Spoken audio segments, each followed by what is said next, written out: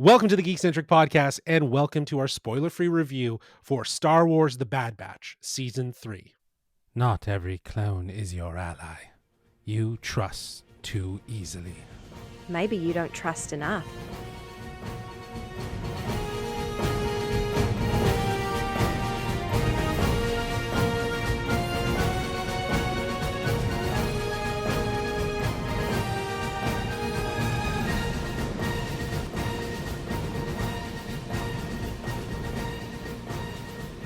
Hello, I'm Jayla, but you can call me Justin, and welcome to the Geekcentric podcast, and welcome to our spoiler-free review for Star Wars The Bad Batch, Season 3. If you're joining us for the first time, well, we are Geekcentric, a podcast covering the world of movies, TV shows, toys, collectibles, gaming, and all things geek-centric. Joining me today are my fellow Batches. First up, we got CT0831, Nate Shelton, a.k.a. Hugs, and we have CT0118, Megan Chambers, but you can call her Breaststroke. How you guys doing? Hunter, I don't want to be in a tube. Hunter. Mine's not as One good of my as favorite quotes. Mine's not as good as Megan's, unfortunately. No, unfortunately not.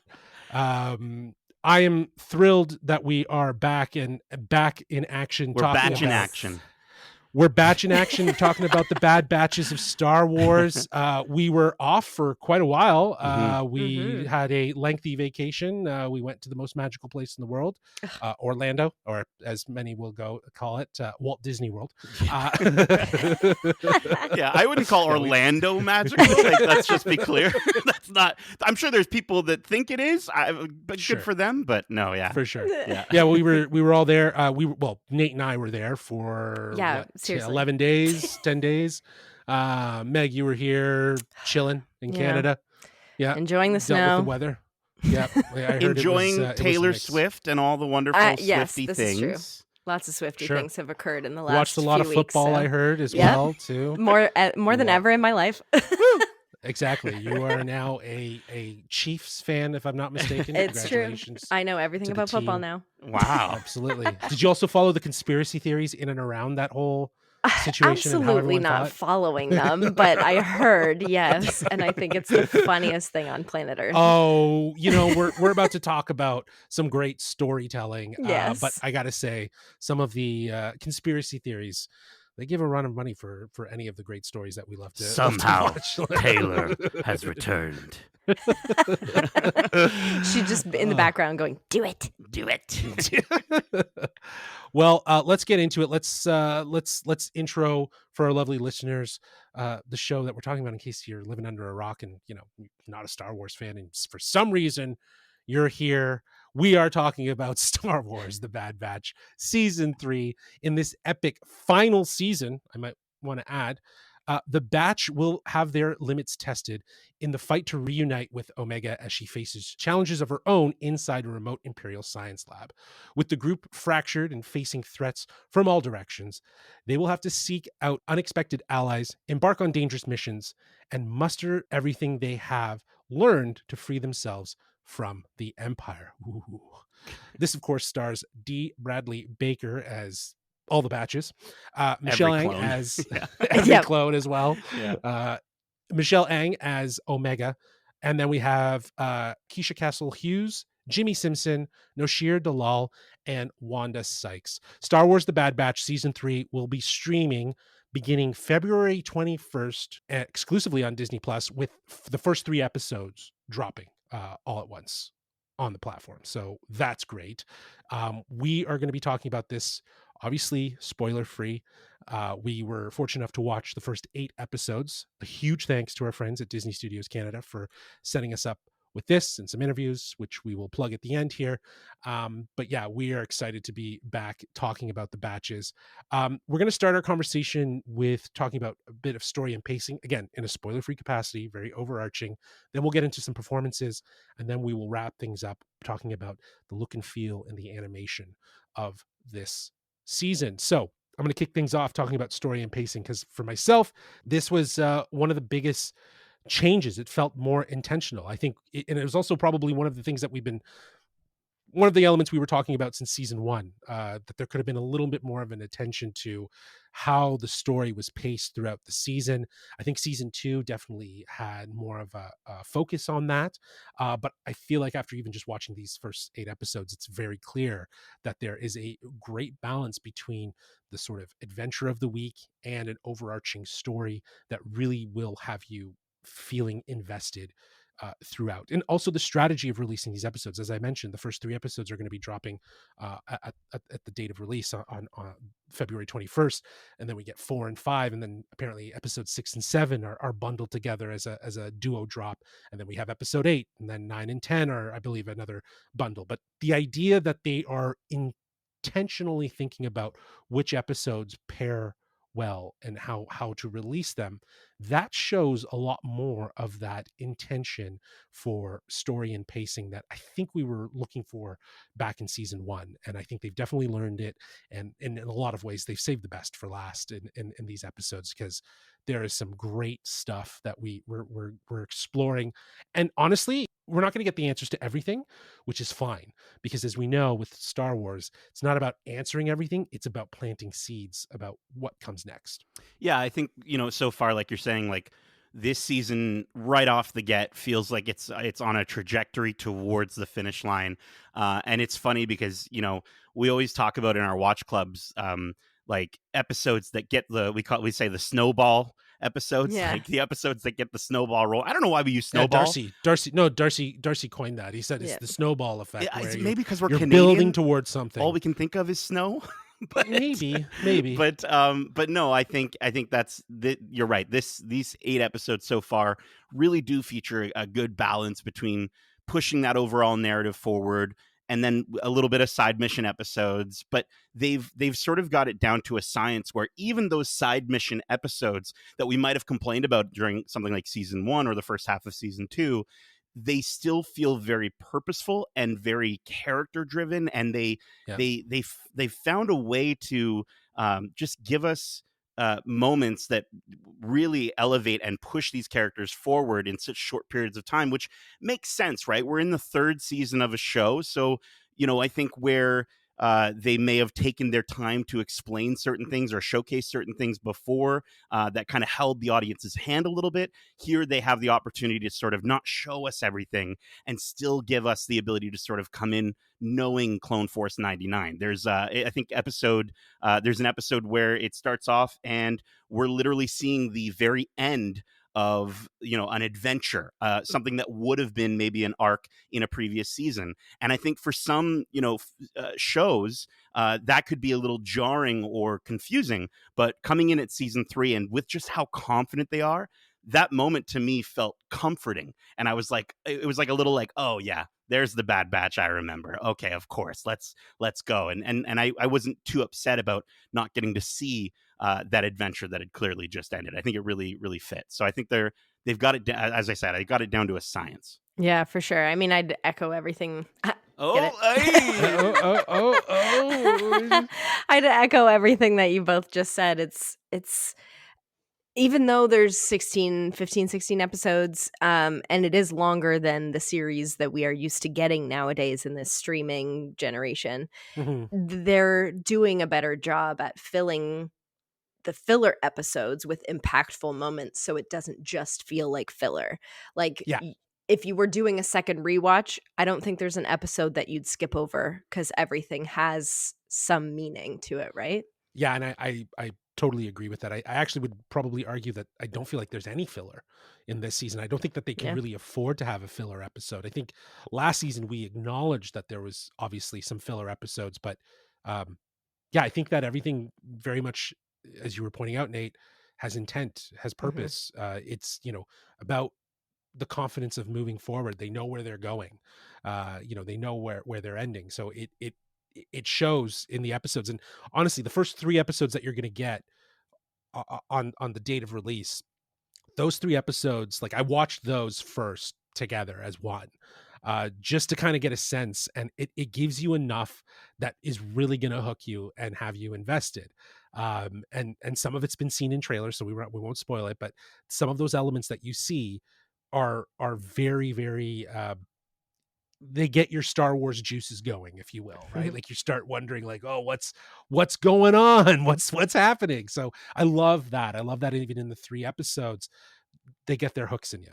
And when they do a 3 episode, or we also have seen so far a 2 episode, Mhm. sort of arc, they really, they're, as again, the word intentional keeps coming up, but they're really purposeful and done in a way where, yes, there's sort of a shift in tone overall because this is the third season, but the specific, there's such a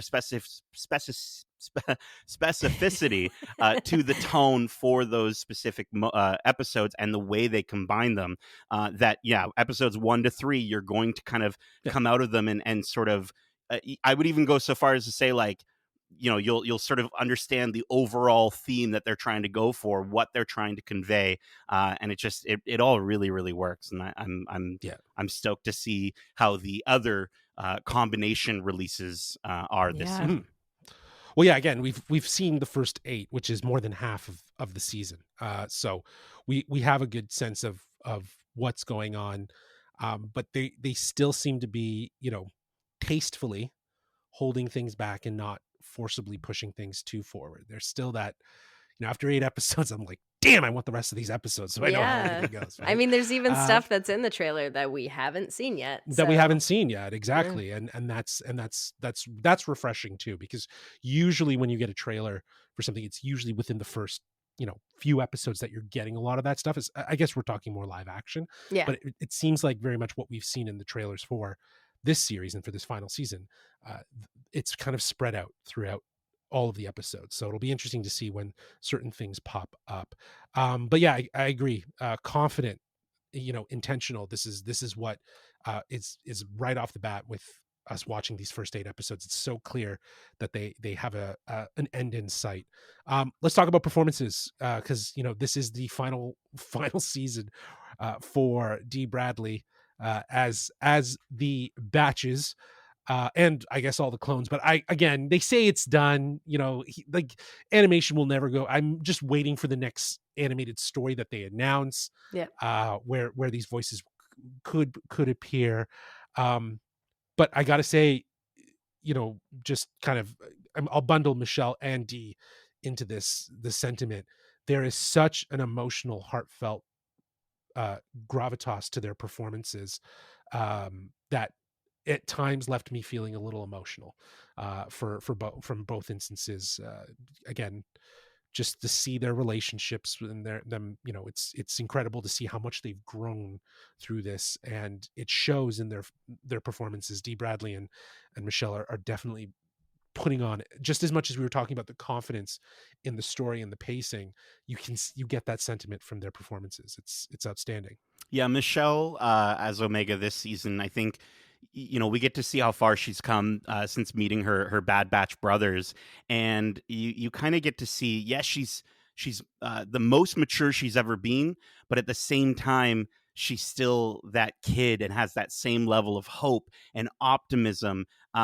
But at the same time, I think I also love what Michelle does. I would even just go so far as to say, especially within this first episode, there is a moment where we get to see angry Omega, and it makes me really happy to see angry Omega because it's sort of a different side to her. She's usually so kind and so trusting and understanding, but when she gets mad, and it's for the right reasons, and that's always Yeah. so rewarding as a fan to be able to connect with a character like that. And I think Michelle does such an outstanding job at bringing that to life. Just on that note, I feel like, again, from the trailer, we do see that there's a bit of an age up with her character.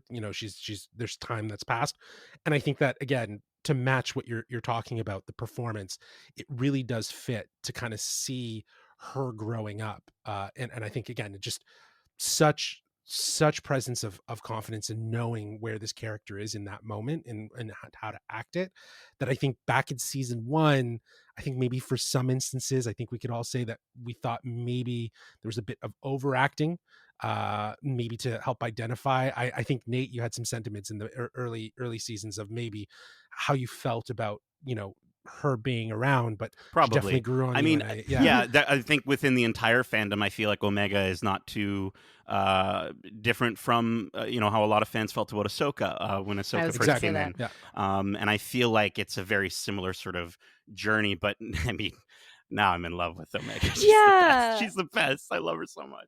It's true though. They really know how to write some incredible female characters in Star Wars animation and live action, but Nate, you're right. It's she started off as this like annoying kind of kid that Yeah. followed everybody around and was just like happy and positive and a little bit naive. But now she's really come into her own and she has all this compassion, but yet is so passionate about her views and really knows what's right and what's wrong and who she wants to work for and who she wants to do things for, right? She wants to know who she like. And who She she knows who she is. wants to be. Yeah. Exactly. She knows that she's a hero. Do you know what I mean? Yeah. She knows that she's come to that because of the influence of that. And again, to see that in her character, that is such a developmental, like it's such growth to see that. So I love that. Yeah, and I also just want to just shout out.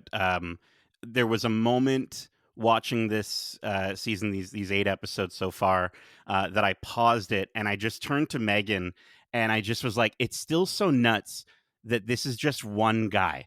There's like so many different characters on the screen, and it's one guy having a conversation with himself. But what he does is magic, and it's just as impressive as any other aspect of the series. I think D. Bradley Baker is just it blows my mind that he can have the same voice but with so many different elements to give these characters the character that they are. He also voices a brand new character in this season, which I'm not going to spoil, but if you know his past work, it won't be that surprising when you find out. Yeah, really fun though. Yeah. Well, I love that, again, last year we had the opportunity to talk to him. And, when we asked how he kind of figures out these characters, it all comes down to writing. And you really do see that, right? Like you really see that, like, obviously their names for each of for each of these characters, Hunter, Wrecker, Tech, Echo, Crosshair, like it speaks to the kind of character that they are. And he just gets to build out these details around them. And it's still incredibly impressive how he is able to, with like a switch, just bounce back between each of those personalities, change the inflection, the emotion. Like there's times that Hunter is just so, like, I don't know, it's just he really takes me back with how he performs Hunter. It's definitely, it's a story about all of them, but his character is so is developed in an emotional way that I think that D is just kind of exploring through the voice. Whereas I think a lot of the other characters in and around, like maybe on the opposite end of that is Crosshair, who gives us a little bit more of like that opposite to Hunter. But when you Mhm. look at characters like Echo and even Wrecker and Tech when he was around, there was more of a persona because Wrecker likes to blow shit up and he's a big guy and there's this thing, but then he can get soft and gentle, and just to have that in his voice and the way he carries that, again, there's a line where it's like it's no longer voice acting, it's just acting, right? And he's incredible at it. Yeah, he's phenomenal. Can I also just shout out Jimmy Simpson this season, these Yeah, 8 episodes? I absolutely.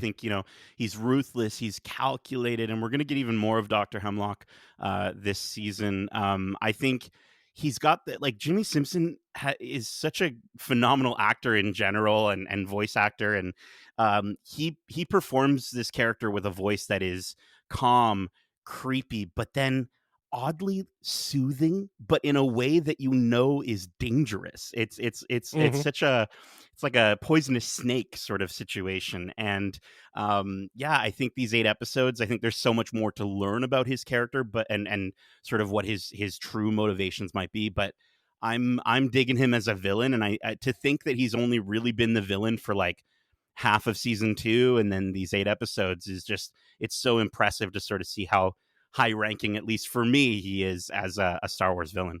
Hmm. Yeah, and I think another voice actor I'd love to shout out is Gwendolyn Yo. She Hmm. is the voice of Nalase, and to play a character like a Kaminoan who literally expresses no emotion but expresses so much emotion Hmm. is an amazing feat, and I think that's one of my favorite performances from a side character in Right. this season so far.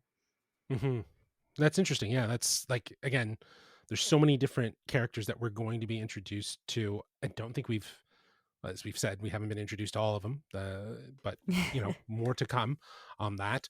But it's still, again, another avenue of how confident this show is, and I think another part of the confidence in this series is its animation and its Oh, look and its feel. And I think that, again, we talked about it last season, and you guys talked about it as well. While when I wasn't always on all the episodes for Watch Club, but the cinematic elevation, uh, where you see the influence of live action influencing here the animation, the aspect ratio, the shadows, the highlights, the way the framing feels more in line with how you would probably DP a live action and put some camera choreography in those situations. It's very reminiscent of that here, and I love it. It doesn't miss the mark on that. You still get those beautiful, like, painterly brushstroke aesthetics, but then you also have those hard lines to help define the shapes of each of the characters. And I know you're a big shapes person. It's understanding how shapes influence character personas, and Meg. So I think that it's clear, as we've come through all these seasons, they've stuck with that idea of shapes kind of being sort of a language of how to view this world and to see it. So it's, again, it blows me away that we were able to get this within a year, given how much work goes into making these episodes look as good as they do. yeah, well, I mean, if they knew that they were just doing the 3 seasons, there's a good chance they've been working on this the whole time, but, Yeah, he said, you know, Brad said that in our interview. He said that, like, he was actually, like, as they were wrapping episodes of season 2, they were they were working already in moving season on. 3. So they already knew the Yeah. trajectory, and that was what was interesting, is that they never kind of let on about that, obviously. So to be talking to them a year later, there had to have been a logistical ballet, as I referred to, where they had to kind of maneuver between, finishing episodes and going through other ones. And, he said it was a task, because there would be, like, days that they would be going through and blocking things, prepping things, rewriting things, and stuff like that. Yeah, and I think that element, that maturity of that cinematography that you were talking about, Justin, I think is something that you don't get from every animated show. And I think there's a very specific moment that stands out to me of what we've seen so far. And obviously, again, I won't spoil anything, but it's a moment with a character where their hands are shaking. And that informs you as the viewer where the character is mentally and physically.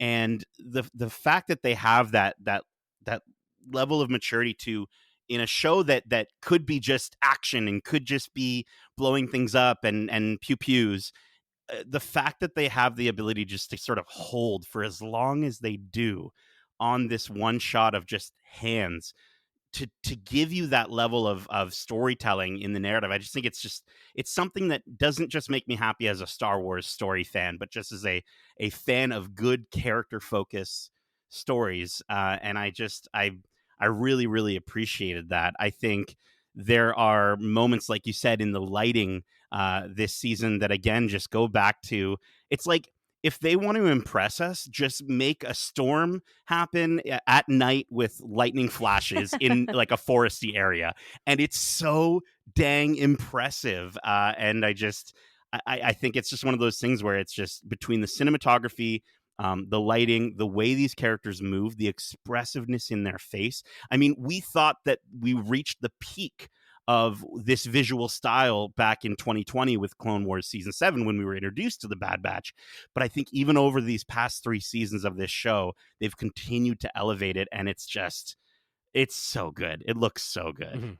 It's gorgeous. I mean, not only the artificial lighting you get when it's like nighttime and there's neon and you're in cities or whatever, but Mm. also that natural lighting in forest scenes and more earthy moments. It's unbelievable. And Justin, you were talking about shape language. They actually use a lot of juxtaposition and shape language in this show. A lot of like sharp angles are usually a negative thing on a character. It's usually to portray somebody more evil or Mhm. sneaky or something. And round shapes are meant to be friendly. And I think, I mean, we've seen Tantus already in the previous season, but it's like a dome. So that's a juxtaposition of being a negative space, but it's shown as somewhere open and greeting and friendly. So I Mhm. think that's a really interesting thing to notice as an artist, at least. Interesting. And yeah, those brush strokes and the texture that come in this landscape My design and God. character design is probably my favorite part of this type of Star Wars animation. And I don't want it to leave. I want them to keep making shows Mm. that look like this because they just get better and better. Yeah, I personally think that there's something else around the corner where, we know that there's a Tales of the Jedi season 2, or rumors. There's nothing official, obviously, from Lucasfilm or Disney, but if I'm not mistaken, there is a confirmation within the trades that Somewhere. something like that is coming. Um, but to wrap this season, to close out this series, I don't think that this is the end for Star Wars animation. I think, given the success of it, I think it's just a matter of what's the next story to tell. But the cinematic language that is executed through these episodes, not just from uh, an aesthetical like lighting and you know uh, painterly aesthetic, the all that stuff. As you were talking about, Nate, the idea of holding and having an image say more about something than cutting it together with other things. It's just a still sort of moment. I think that again shows that maturity, that confidence in understanding in the show, understanding where they are in their storytelling and where they're going, to really focus that way, because you get you get more moments like the one you described throughout, not just with hands but with facial expressions and things like that. And I think that again is meant to show a sense of show not tell, rather. Yeah. And I think that helps a lot. In every aspect of this show. I mean, we're not giving this a rating. I think obviously our rating would be obvious if we did so far. But I will just say every aspect of this show helps to elevate every other aspect of this show. And those moments, specifically even that one that I was referring to, are all elevated by the Kiners and their score and the composition in this series. It's Kevin, his kids Sean and Deanna are also now credited this season, rightfully so, as I think they've been working on a lot of this music. And it's just they somehow continue to give these extraordinary moments even more life. And the way that they kind of weave together not just character themes, like not just themes of each Bad Batch member, but even themes to like locations like Tantis or Pabu. And they do such a good job. And I think my favorite thing, and I love this when we were watching the Crosshair episode, focused episode in season 2, is the sort of Blade Runner esque sort of Oh, vibes yeah. that you're getting through the darker moments in this season. And it's just, I think the fact that Crosshair is so integral to the story, within at least these 8 episodes and most likely this entire season, I think it's just so fitting that we've got not just a shift in tone of the story, but Mhm. also a shift in tone in the music. And I love the score for this series. Yeah, and the work that Kiner did for Ahsoka and has continued to do, he's really affirming himself as having a different, or they are collectively coming out and defining themselves as sort of separate and different from that of the you know orchestral John Williams stuff. It still fits, and when you hear those hints, it really does hit. But the way Kiner and his kids are able to weave that through their score to tell their story, while also bringing in cyberpunk, even Japanese and Korean inspired, Hmm. for going back to Ahsoka, but like that cyberpunk vibe that you were talking about, the very Blade Runner-esque sound, you know, it's sort of been gently placed throughout various points within Star Wars over the last couple of years, and it is nice now that it's kind of become signature, if you will, to Kiner and Company's music and what they're doing. And yeah, it definitely adds a whole other tonality to this series, because you still get that military sort of epic Clone Wars and Bad Batch style theming, but you also get this really great like nuanced stuff that really does heighten the level of mystery and intrigue around it. So well said. Okay, listen, like you said, Nate, we're not going to be giving these 8 episodes a rating. We haven't seen the entire season. So for our final thoughts, what I'd love to know is which episode of the 8 are you most excited for our fans to see? Uh, Meg, why don't we start with you? Yeah, I gotta say, I think I'm most excited to watch people react to episode 3. It is that first, little arc of the show, but Mm, it's seeing a relationship and interactions between 2 characters that we haven't gotten a lot between yet, yeah. and it is my favorite relationship so far. It just keeps getting better. It It just keeps does. getting better, It right? Yeah. does. Yeah. So, Nate, yeah, how about for yourself? I'm just so excited for that. Yeah. For me, I think honestly, okay, this might be cheating a bit. I'm sorry, but it's because both these episodes are released on the same day, and that's 6 and 7. Yeah. Obviously, again, no spoilers. I just mentioned how I love how there's like calm and very character focused moments. There is in this episode or in Oh, both these yeah. episodes, but there's also a ton of action. There's a ton of the pew pews. It follows more than just our Bad Batch brothers, and it features a really intriguing cameo that hasn't been shown in the trailers, and I think fans are going to be really stoked to see. I know Meg and I we were watching it together. We're like, no way! We were pretty shocked. And again, I think just the all the Kinders music in that episode just is Oh, yeah. phenomenal. It's so good. So yeah, I think 6 and 7 are probably the ones that I'm most excited for fans to see. Yeah, that was my second. I'm with Meg. I think episode 3 is the one that I'm most excited for. It after episodes 1 and 2, when you get to 3, it is such a gratifying payoff. Hmm. And there's no like the first 2 episodes, it's sort of catch up, right? But it's really interesting catch up, if you will, catching up with the sides. And when you see what happens in episode 3, and the relationship that forms, that we haven't seen, it's like that had me like had a smirk on my face, just like, damn, the show is so good. Like I look forward to when fans see this, and I'm hoping a lot of them are going to be pulling memes and little moments and talking about things on X and Instagram about all the funny stuff, not funny stuff, but all the moments that we that are highlighted in that episode. So I look forward to when fans actually can see that episode, and they will today. Yeah, I mean, if episodes 1 and 2 are catch up, then episode 3 is mustard for sure, for sure.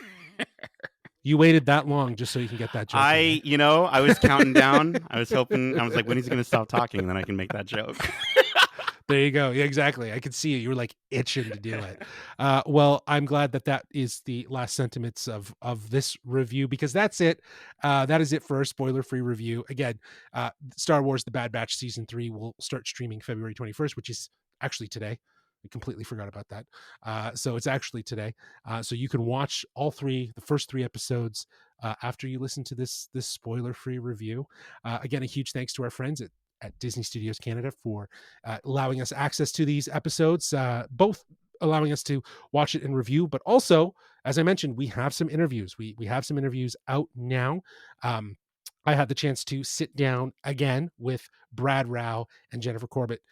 Brad Rao is the supervising director and executive producer, and Jennifer Corbett is the head writer and executive producer. And they shared a lot of sentiments and thoughts about saying goodbye to these characters. But Nate and Meg Woo! had a killer interview with Michelle Ang. It was great.